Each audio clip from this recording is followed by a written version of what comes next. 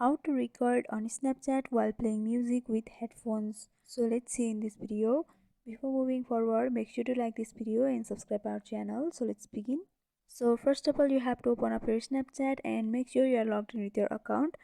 After that, in the top left corner, you can see your profile icon. So simply tap on that. After that, you have to tap on the gear option, which is in the right upper corner. After that, you have to scroll down below a little bit and you have to go through notifications.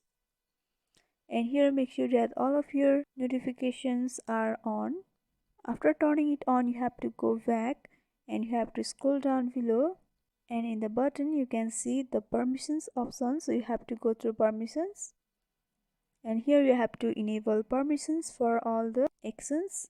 And by doing that, you'll be able to record on Snapchat while playing music with headphones. So hope this video was helpful. Don't forget to like, comment, share and subscribe our channel for more videos like this. Thanks for watching.